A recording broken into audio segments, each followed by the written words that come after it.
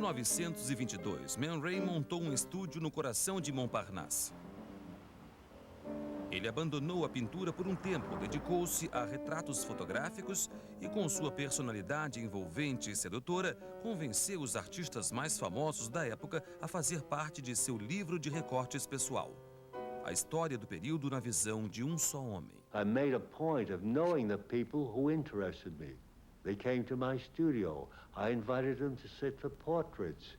And the whole human being came out there and then, you see.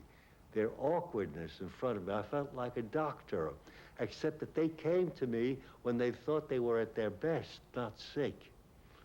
And I felt a certain power as a photographer then. And that's what fascinated me in photography especially, was the human face, the human reactions. Some would come and thought that they had to pose and look very impressive, like I photographed Schoenberg once. They brought him around when he's coming through Paris. And he came with a celluloid collar in those days, in the 20s, and a ready-made tie. And he sat in front of me very stiffly, like in an old 1900 photograph, you know. I took out a black silk scarf and I put it around him where his face was absolutely isolated. And the background, everything was black. I just got the face.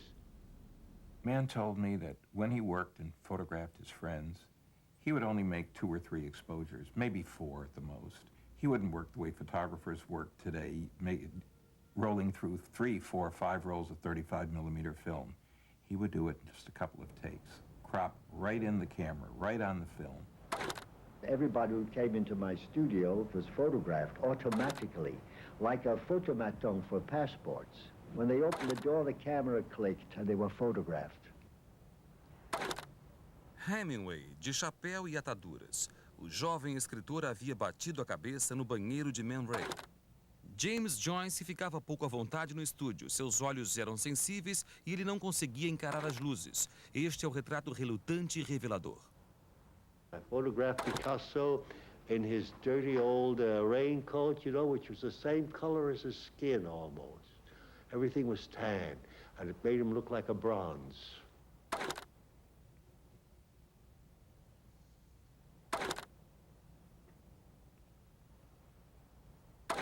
Deran, the painter, used to send me his models to do nudes. He worked from the photographs. Because when he worked from the model directly, as one model came to pose for me said, he has a very peculiar way of painting. I don't stand in front of him. I sit on his lap, and he puts his arm around me and paints with his right hand. He should have been a sculptor. Nem sempre Man Ray usava câmeras para tirar fotografias. As chamadas raiografias são assunto do próximo bloco. O documentário. Intrigantes fotografias sem câmera de Man Ray, que ele chamou de raiografias, ampliaram as possibilidades da fotografia. Este é o retrato que ele fez de sua sobrinha Naomi Savage, uma fotógrafa que estudou com ele. I'm going to show you a technique that Man Ray taught me of how to make a rayograph. And it's a very simple procedure. It means taking an object like this slinky, which is something he used, and putting it on a sheet of photographic paper and exposing the paper to light, and then developing it. In this kind of technique, you avoid using a camera, and therefore you have no negative. It's as simple as that. As oníricas raiografias aumentaram seu charme como fotógrafo.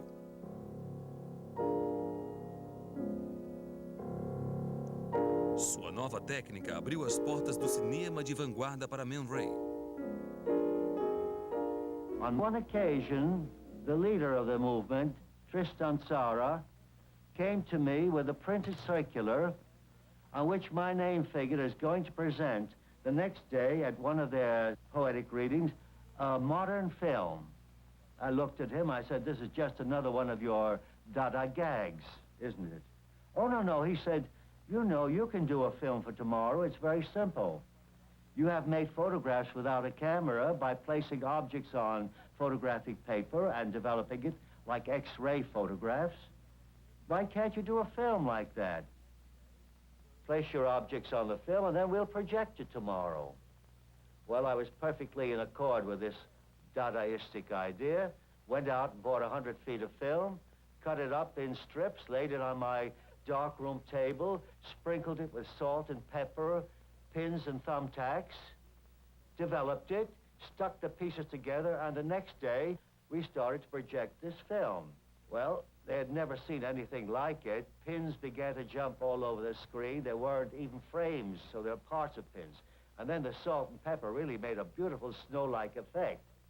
There was a thumbtack wiggling all over the place until somebody in the audience began to boo and whistle, and another one shouted that this film was hurting his eyes. So a second man in the audience said, well, go and see an eye doctor. The first one replied to him with a rather insulting word, so the second one landed out and hit him in the face. Immediately, there was a free-for-all. The whole seance, poetic seance, broke up. The cops came in, and the fight ended out in the street. Kiki de Montparnasse, o primeiro romance sério de Man Ray em Paris. Ela era uma modelo conhecida e a queridinha da vida noturna parisiense. E ela aparecia nos filmes mudos da época.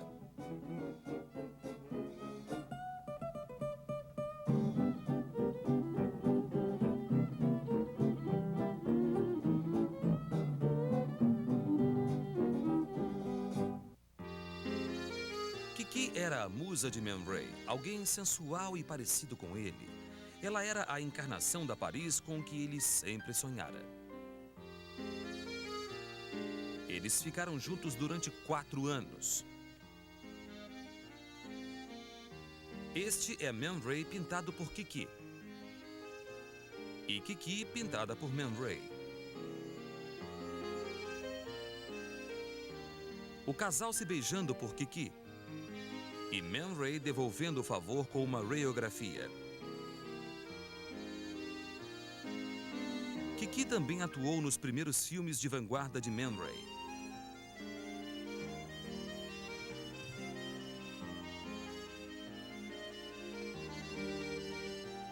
Incentivando sua versatilidade como modelo, Man Ray fez de Kiki a estrela de muitas de suas fotos mais famosas, tal como essa série Noir et Blanche, preto e branco. Nem a artista nem modelo podiam imaginar o valor que elas alcançariam. And 19, Blanche. And to open this up at 145,000. 155,000, 165, so there. It's at the back of the room now, at 175, 180,000. She really does want to make this dramatic, doesn't she? At $185,000 now, anymore, all done, and selling for $185,000. For you, 446. Thank you, congratulations. Este retrato de Kiki, o violon d'Ingres, reproduz o motivo musical favorito dos dias de estudante de Man Ray.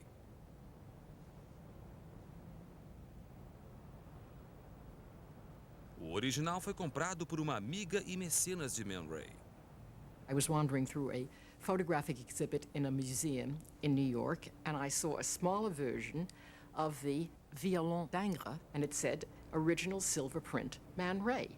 I immediately wrote to Man and said, Man, you told me I had the only original. How many more of these are around? And he wrote back and he said, I always take a negative of work that I have done, and I've reproduced a few of them. They're much smaller. Be assured you have the only original. In 1973, Man was given a show in Turin. The gallery used the violon d'Ingres for its poster. And Man Ray wrote on it, for Rosin Mel, to create is divine. To reproduce is human. Man Ray. Sua fama de fotógrafo lhe deu acesso ao mundo dos ricos e poderosos.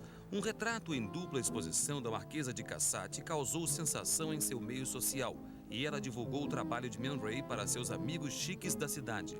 Man Ray se movia com facilidade por entre a elite de Paris, formada por gente como o Conde de Beaumont e seus amigos, que gostavam de bailes de máscara.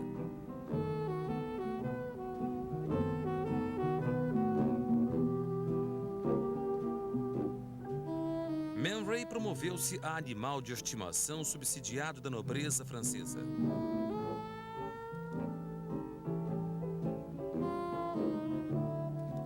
Financiado pela viscondessa de Noailles, ele fez um filme de vanguarda em sua casa de veraneio em Hyères, no sul da França. Ele filmou socialites dedicados com os rostos cobertos por máscaras de meia de seda.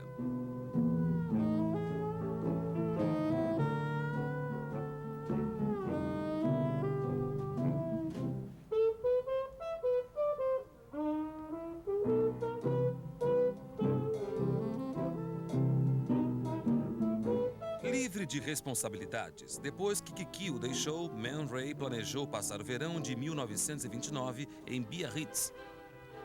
Foi então que Lee Miller entrou em sua vida.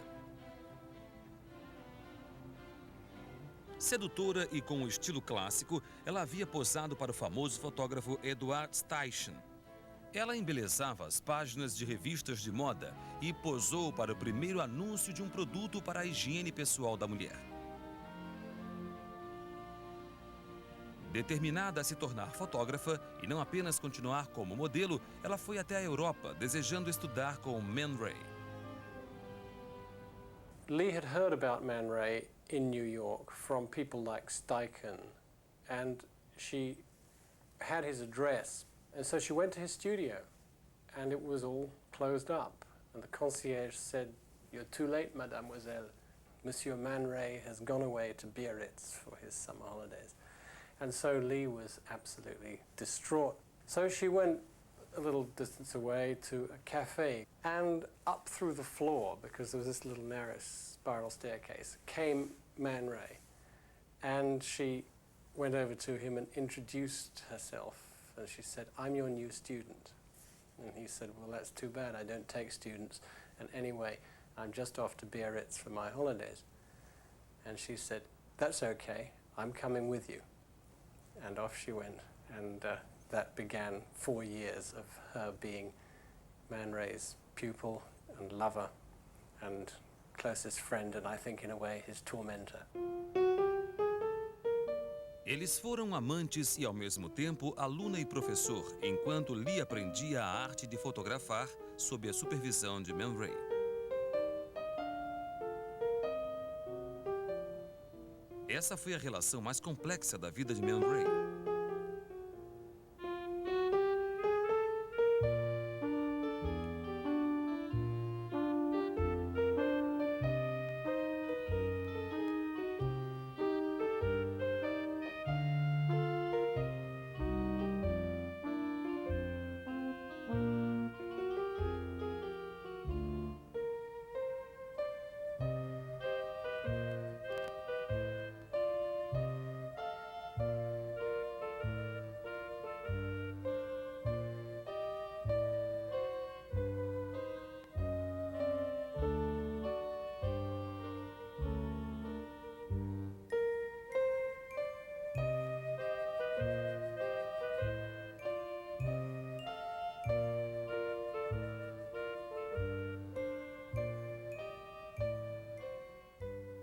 O trabalho em parceria levou à competição e tensão. Man took a photograph of Lee, showing that very beautiful view of her neck. And when he saw the negative, he was very disappointed with it, and he discarded it, he threw it away. But Lee fished it out of the rubbish bin, and she made a series of prints. And then she took it to Man Ray, and he said, "This is really beautiful." And he signed his name to it. Now, that provoked a fight, because normally they didn't worry about this kind of thing, but whose photograph was it? Was it Man's because he made the original image, or was it Lee's because she had saved the discarded image and made the print? Anyway, the fight blew up into enormous proportions, and Man resolved it as he usually did by throwing her out of the studio. And when she returned, she found that the print had been pinned to the wall, the throat had been slashed, and red ink was cascading down from the